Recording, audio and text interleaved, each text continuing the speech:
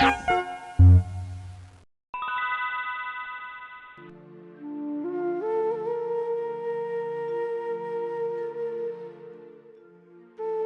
भाग्यवान, ये कैसे दिन आ गए। अब मुझे पूजा पाठ के लिए कोई नहीं बुलाता है। अब हर कोई बुलाता है तो सिर्फ मनोहर पंडित को। संस्कृत और पूजा पाठ भली भांति जानता है वो। अरे वो जो मनोहर है ना, आपका जो विद्यार्थी था, मुझे तो लगता है वो आपको भूल गया है। अरे नहीं नहीं, उसको अपने गुरुजी अच्छी तरह से याद है। जब भी वो मुझे रास्ते में मिलता है, पांव छूकर प्रणाम करता है। उसके मन में मेरे लिए श्रद्धा और भक्ति है। लेकिन बात यह है कि क्या बात होगी? क्या वो नहीं जानता कि उसके गुरुजी की क्या हालत है? इतने गरीब हो गए हैं कि उन्हें खाना पीना तक ठीक से नहीं मिलता। वो इस व्यापार के बारे में नहीं जानता शायद। सच कह रहा हूँ, उसे नहीं पता होगा। लेकिन इस उम्र में लोग बूढ़े पंडित को नहीं बुलाते। इसीलिए भाग्यवान, हमारी हालत ऐसी है आजकल। यहाँ घर में अन्न का एक दाना तक नहीं है। ये बात तो आप अच्छे से जानते हैं। आज का तो जैसे तैसे हो जाएगा, लेकिन कल का क्या होगा, ये मेरी समझ के बाहर की बात है। अब तो मुझे लगता है कि घर घर जाके भीख मांगनी पड़ेगी। ये दिन देखने से पहले अच्छा होगा कि मैं मर जाऊं। हाँ, मैं मर जाऊं। आप एक विद्वान ब्राह्मण हैं, ऐसे में आप घर घर जाके भिक्षा मांगे, वो भी एक थोड़े से चावल के लिए। कल क्या होगा किसने जाना। हमारे घर में खाने का एक दाना भी नहीं है। सब्जी तो बहुत दूर की बात है। भाग्यवान, हमें बस ऐसे ही जीना पड़ेगा। इस बारे में सोचना भी मत। इस बारे में सोचना भी मत। नहीं खाने पर मर जाएंगे, ये ज्यादा अच्छा होगा। लेकिन अब घर घर भिक्षा नहीं मांगेंगे। अच्छा अच्छा, ठीक है ठीक है। तुम जो बोलोगी वही करेंगे। कल से हम बिना खाए रहेंगे, ऐसे ही मर जाएंगे। बाकी सब भगवान के ऊपर छोड़ देते हैं। बिल्कुल सही कहा आपने, बिल्कुल सही कहा। अगर भगवान हमें जीवन देना चाहता है तो खाना भी देगा, वरना हमें मृत्यु दे देगा। एक बार में ही मर जाएंगे, बार बार मरने से तो ये अच्छा है। वैसे घर में जितना चावल है आज वो खा लेते हैं, उसके बाद किसने देखा है। आप यही रुकिए, मैं जाकर चावल पकाती हूँ। पता नहीं मैंने कौन से पाप किए थे। मैं अब इस उम्र में खाने का इंतजाम करने के लिए कहाँ जाऊँगा, क्या पता। शायद यही लिखा है हमारे भाग्य में। अजी सुनिए, अंदर आइए ना। देखिए, गरम गरम चावल आप खाएंगे तो मुझे बहुत खुशी होगी। अरे नहीं नहीं, वो सब नहीं चलेगा। आज मैं और तुम दोनों एक साथ खाएंगे। सच में आप कभी नहीं सुधरोगे। अरे लग रहा है कि सब लोग आ गए। वाह वाह वाह वाह वाह, ये तो बहुत ही अच्छी बात है। ठीक समय पर आने से बहुत लोगों को लाभ होता है ना नायब मोशाई? जी हुजूर। इस साल हमारे किसान ने बहुत ही ज्यादा चावल की खेती की है। वो तो हुई है हुजूर। अरे केवल खेती बाड़ी करना नहीं होता है नायब मोशाई। नहीं हुजूर, बिल्कुल नहीं। इस बार प्रजा कब अपना लगान देगी, कुछ बताया इस बारे में? हुजूर, अभी भी कुछ बताया नहीं है। बताएंगे ऐसा बोल रहे हैं। अरे तुमसे एक काम भी बराबर नहीं होता है। अभी भी बोल रहे हैं कि दे देंगे, आखिर कब देंगे वो लोग? हुजूर, मने हुजूर, अगर वो लोग लगान दे तो हिसाब करना मेरा काम है हुजूर। तुम जल्दी से पूछने के लिए आदमी भेजो, बस अब यही है तुम्हारा काम। अब हम ये लगान किसी भी कीमत पे नहीं छोड़ सकते। मेरी इतनी सारी जमीन है और वो लोग इतना कम लगान देंगे। अरे थोड़ा शांत हो जाइए हुजूर। प्रजा आपको लगान जरूर देगी, लेकिन इतना उत्तेजित होने से आपका फायदा नहीं होगा। उत्तेजित होने से आपका सर चकराने लगेगा हुजूर। अरे बाबा, समझ गया समझ गया। उत्तेजित होने पर मेरा सर चकराने लगेगा और मुझे वो भयानक सी नीम जैसी दवाई खानी पड़ेगी, है ना? और मेरी तबीयत बिल्कुल ठीक हो जाएगी। अरे ओ बिशु, तुम्हारा काम काज कैसा चल रहा है? बहुत अच्छा चल रहा है हुजूर, इसलिए तो सुबह सुबह आपका मुंह देखने चला आया। मेरा मुंह देखने से तुम्हारा दिन अच्छा जाता है? सुनो सुनो, बिशु क्या बोल रहा है? सुबह सुबह मेरे दर्शन होने पर उसका दिन अच्छा जाता है। हुजूर, आपका मुंह देखने से सबका दिन अच्छा जाता है। हाँ हाँ हाँ हाँ हाँ हाँ। लेकिन मेरी तबीयत थोड़ी ठीक नहीं लग रही। सोच रहा हूँ कि अपने परिवार को लेकर कुछ दिनों के लिए पश्चिम घुमाऊं। समंदर की हवाओं में शरीर और मन दोनों ही अच्छे हो जाएंगे। लेकिन क्या? लेकिन एक घटना घटी है हुजूर। अगर आप पश्चिम जाने से पहले उस घटना का समाधान कर देते तो अच्छा होता। कैसी घटना? इस गांव के मोड़ पर जो बेल का पेड़ है ना, उस बेल के पेड़ पर भूतों ने अपना घर बना लिया है। वो भूत ऐसे वैसे नहीं है हुजूर, वो ब्रह्म दैत्य हैं, ब्रह्म दैत्य। आज 2 दिन हो गए बिना खाए। अगर कोई हमारी खबर लेता तो उसे पता चल जाता कि हम दोनों भूखे हैं। मुझे नहीं लगता कि हमें कोई देखने आएगा भी। लगता है जब तक हमें कोई देखने आएगा हम दोनों भूख के मारे इस दुनिया से चल बसे होंगे। अरे तो क्या हुआ, स्वर्ग में जाकर भी अच्छा ही होगा। ऊपर जाकर इंद्र हमें अपने हाथों से खाना खिलाएंगे। आपको तो सब पता है, स्वर्ग में जाने से अच्छा स्वादिष्ट खाना मिलता है। अरे उसके लिए तो जाना पड़ेगा, और कुछ दिन की बात है। इस जीवन में तो मैं भीख भी नहीं मांग सकता। बिना खाए पिए और कितना जिंदा रहेंगे? 3 या 4 दिन बस, या फिर 6 दिन? ये जो 2 दिन हम बिना खाए पिए रहेंगे, इसमें हमारी जान को बहुत कष्ट होंगे ना? बोलो। ना, वो ठीक नहीं है। हम दोनों बहुत सोच में पड़ गए थे कि बिना खाए पिए कैसे रहेंगे। 2 दिन बिना खाए पिए जिंदा रह गए ना। क्या बोल रहे हो वैद? मेरे राज्य में भूत, और वो भी ब्रह्मदैत्य? ये मेरे समझ के बाहर है। नहीं, मुझे इस बात पर विश्वास नहीं है। ये तुम्हारे मन का वहम है। नहीं हुजूर, ये हमारे मन का वहम नहीं है। सबने देखा है, उस मोड़ पे जो बेल का पेड़ है उस पे रहते हैं। बहुत सारे लोगों ने देखा है, इसीलिए रात को उधर से कोई नहीं गुजरता। अगर दिन में जाते भी हैं तो सब दल बनाकर एक साथ जाते हैं, वो भी दूर से। यकीन मानिए। बात वैसे झूठी नहीं है, ऐसा मैंने भी सुना है। सब लोग यही बात करते हैं हुजूर। धुआं उठा है तो आग तो होगी ही। जब तक हम अपनी आंखों से ना देख ले विश्वास नहीं करेंगे। हम आज रात ही उस बेल के पेड़ की तरफ जाएंगे। देखते हैं कि वो कैसा भूत है। अरे बाप रे, आप उधर मत जाइए, ना जाने आपके साथ क्या हो जाए हुजूर। अरे क्या होगा? तुम बहुत डरपोक हो। छी। ना, मैं डरपोक नहीं हूँ हुजूर, मैं तो आप ही के बारे में सोच रहा था। हाँ। अरे तुम अपनी दवा दे दोगे तो भूत अपने आप ही भाग जाएगा।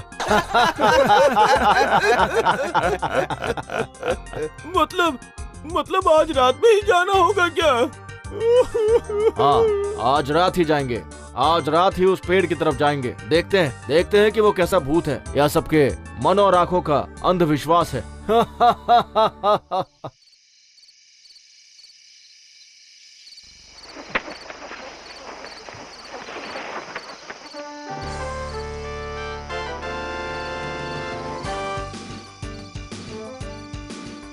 अरे नाइम, तुम्हें डर तो नहीं लग रहा है ना? नहीं, कैसी बात करते हैं? आपके रहते मुझे डर किस बात का? कोई डर नहीं। और वह तुम्हारा क्या हाल है? तुम्हें तो पक्का डर लग रहा होगा। अरे हुजूर, मुझे डर नहीं लग रहा। बात यह है कि हम लोग बेल के पेड़ के पास आ गए हैं, इसीलिए जरा। हाँ तो अच्छी बात है ना, लेकिन वो बेल का पेड़ है कहाँ? हम भी वो भूत देखना चाहते हैं। वो दूर से ही वो पेड़ दिख रहा है, देखो।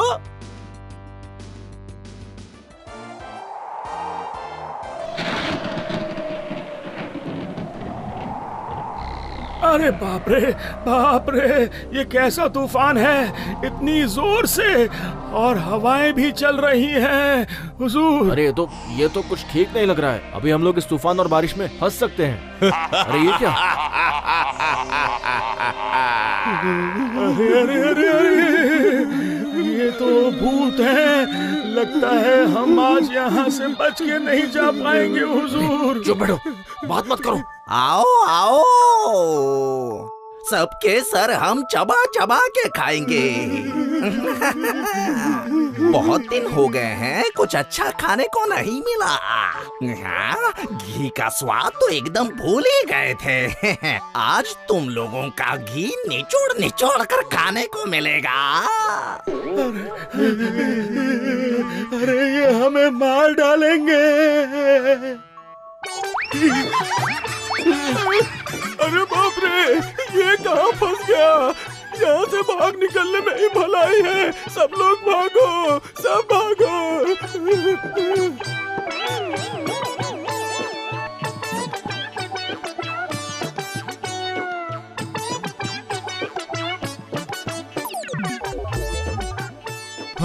बाप रे बाप, बाल बाल बच गए। अरे हमने तो कभी नहीं सोचा था कि हमारे राज्य में एक बेल के पेड़ पर भूत अपना डेरा जमाएंगे। हुजूर, मैं तो पूरी रात डर के मारे सो नहीं पाया।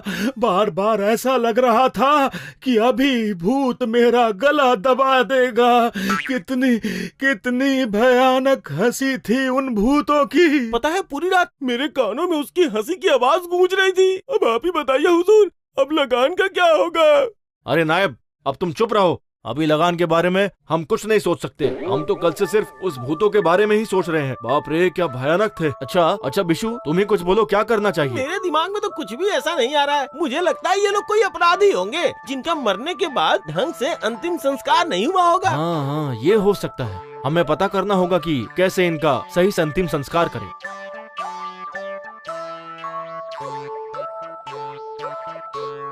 ये रहा मनोहर, तुम्हारे जैसे पंडित होने के बावजूद इस राज्य में बेल के पेड़ पर भूतों का अड्डा।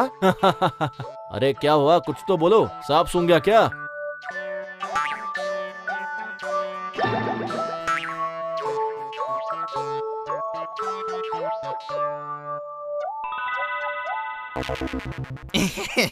हुजूर, उस बेल के पेड़ से एक शाखा तोड़ लाने से और अगर हम उस शाखा की थोड़ी पूजा कर लेते हैं तो मेरे ख्याल से वो सारे भूत अपने आप भाग जाएंगे। ठीक है, तब उस बेल के पेड़ से एक शाखा तोड़कर लानी होगी। अरे ये काम कौन करेगा? उस बेल के पेड़ के नजदीक जाने से वो भूत हमारी गर्दन तोड़ देंगे। हुजूर, मैं वहाँ नहीं जा पाऊंगा। मुझे लगता है इतनी हिम्मत किसी में होगी ही नहीं कि वो डाली ला सके। नहीं, हमें इस बारे में कुछ नहीं सुनना है। हम ये मान ही नहीं सकते कि हमारे राज्य में किसी के अंदर इतना साहस नहीं है।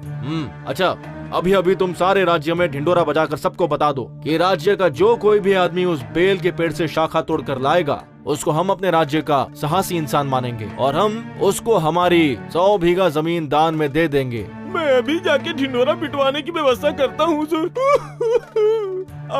अब जो कहेंगे वो उचित ही होगा हुजूर। तो जाओ, अब देर मत करो। सुनो सुनो सुनो, सभी लोग सुनो।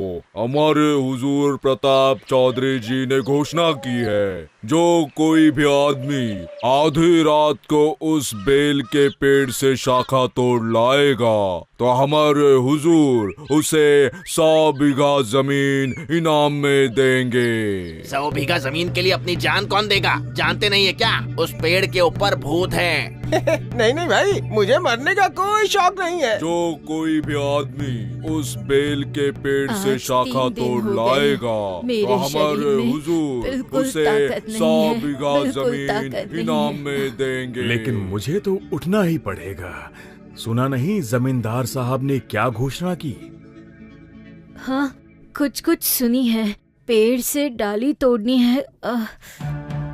अजी सुनिए, आप कहाँ जा रहे हैं? सुनिए। सुना नहीं तुमने? उस पेड़ की डाली को जो काट सकेगा उसे जमींदार साहब 100 बीघा जमीन देंगे। भाग्यवान, हमारे सारे दुख दूर हो जाएंगे। आपका क्या दिमाग खराब हो गया है? वो बेल का पेड़ भूतों का अड्डा है। वहाँ गए तो आप मर जाएंगे। मेरी बात मानिए। हाँ, ये सब झंझट में आप मत पड़िए। अगर मैं यहाँ बैठा रहा तो यहीं भूखे मर जाऊंगा भाग्यवान। इससे अच्छा है कि मैं एक आखिरी कोशिश करके देखूं। अगर नाकामयाब हुआ तो मैं मर जाऊंगा, और क्या। हे भगवान, रक्षा करो, दया करो भगवान, रक्षा करो। तुम भगवान को याद करो। मैं जाकर उस पेड़ के भूतों की कृपा पाने की कोशिश करता हूँ। यही एक रास्ता है।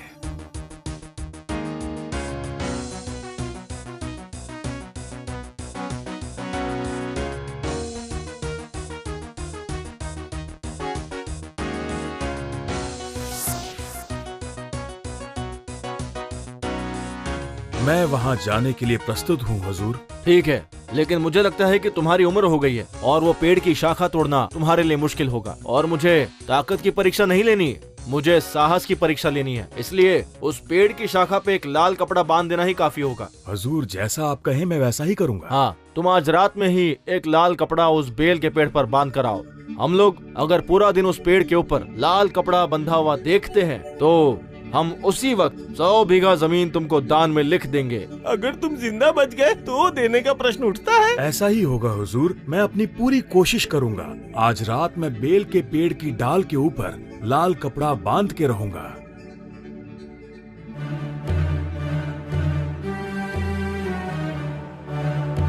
अरे भगवान, मुझे तो अभी से डर लगना शुरू हो गया। अगर भूत ने मार दिया तो क्या स्वर्ग की प्राप्ति होगी?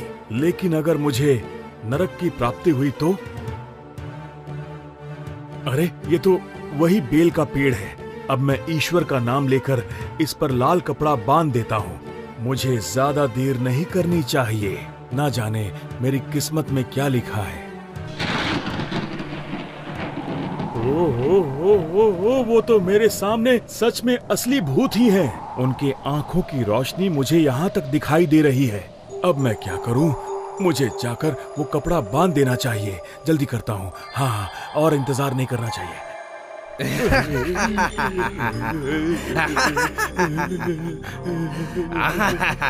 अरे ओ, तुम्हारी इतनी हिम्मत कि तुम इतनी रात गए मेरे बेल के पेड़ के पास आ गए, और वो भी एक लाल कपड़ा लेकर। मुझे माफ कर दीजिए, मुझे माफ कर दीजिए ब्रह्मदैत्य। मैं एक गरीब ब्राह्मण हूँ। मेरे घर में अन्न का एक दाना नहीं है 3 दिन से। जमींदार ने कहा कि अगर मैं ये लाल कपड़ा पेड़ के ऊपर बांधूं तो मुझे 100 बीघे जमीन देंगे। अरे तुम 100 बीघा जमीन के लिए इस पेड़ पर मरने के लिए आ गए? अरे पागल, एक भी बेल तुम्हारे सर पे पड़े तो तुम तो अभी ही मर जाओगे। ब्रह्मदैत्य, घर में मेरी पत्नी की तबीयत बहुत खराब है। मुझे कोई लोभ नहीं है, लेकिन मेरी पत्नी ने 3 दिन से खाना नहीं खाया। मैंने उसे कहा था कि अगर ब्रह्मदैत्य ने मुझे मार दिया तो मुझे वैसे भी मरना है और ऐसे भी मरना है। तुम्हारी बातों से मेरा मन पिघल गया है। ठीक है, तुमने जो बोला है ऐसा ही होगा। अरे सब इधर आ जाओ। इसके हाथों में जो लाल कपड़ा है उसे लेकर इस पेड़ पे ऐसी जगह बांध दो जो दूर से भी सबको दिखाई दे।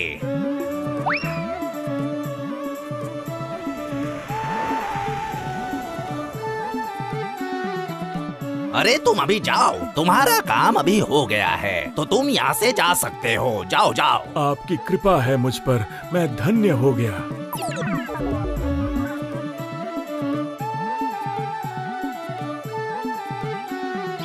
अरे बाप रे बाप, पूरे राज्य में जो कोई नहीं कर पाया वो एक बूढ़े ब्राह्मण ने कर दिखाया।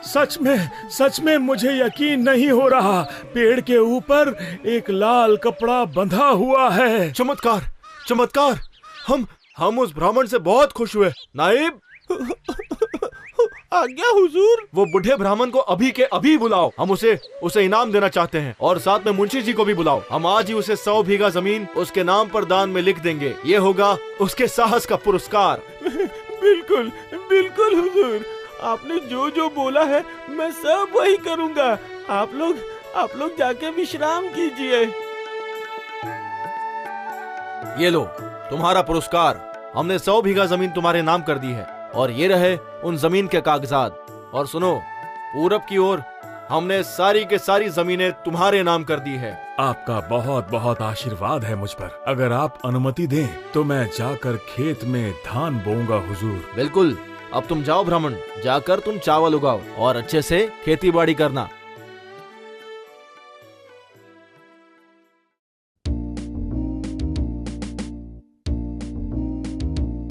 क्या देख रही हो भाग्यवान? अरे 100 बीघा जमीन में धान की इतनी अच्छी खेती। अब इसे बेचकर हमारी चिंता खत्म हो जाएगी।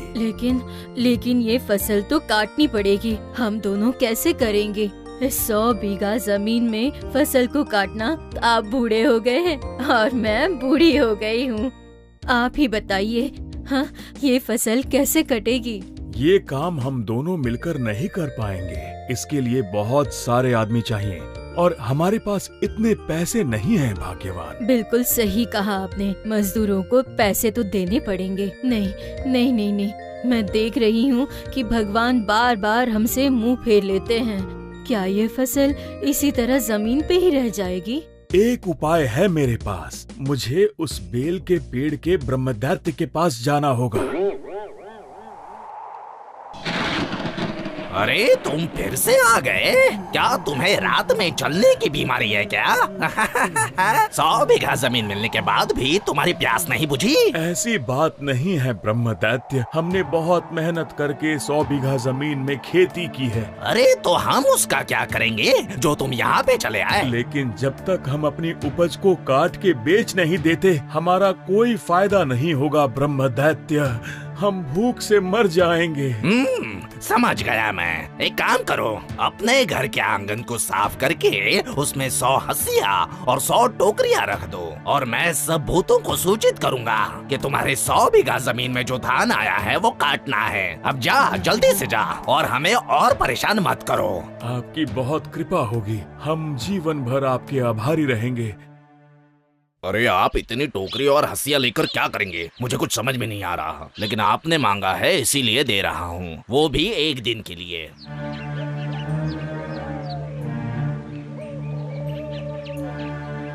क्या बात है, मुझे तो लगा था कि आप ये सब खरीद कर लाए हैं। हमारे पास 100 टोकरी और 100 हंसिया खरीद कर लाने के पैसे कहाँ हैं? ये सब तो मैं लोगों से उधार मांग कर लाया हूँ। ब्रह्मोदित्य मोसाई ने आपसे ये कहा है तो आप बिल्कुल चिंता मत कीजिए। आइए अंदर आकर आप खाना खा लीजिए। उफ, बहुत रात हो गई, न जाने ब्रह्मदैत्य भूतों के साथ कब आएंगे। आप बैठिए, वो आ जाएंगे। आपने सुना? देखो, तूफान की आवाज आ रही है। आप सुन रहे हैं ना? बिल्कुल ठीक, लगता है तूफान आने वाला है। ये बहुत अच्छा शगुन है।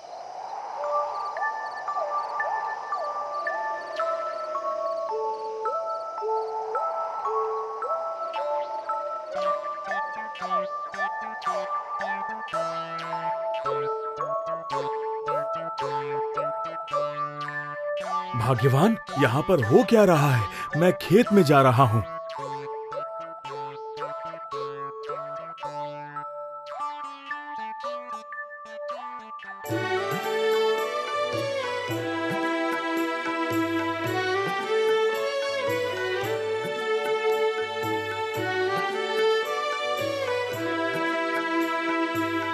अब चिंता करने की कोई जरूरत नहीं है। 100 बीघा जमीन की फसल कट गई है। फसल काटने वाले भूतों का भला हो। सबको प्रणाम हमारी तरफ से। हमारे आखिरी दिनों में हमने थोड़ा सा सुख देख लिया। ये सब उन ब्रह्मदैत्य की वजह से हुआ। उनके आशीर्वाद के बिना ये नामुमकिन था। जय ब्रह्मदैत्य की जय हो, जय हो। ब्रह्मोदित्य मोसाई की जय हो, जय हो।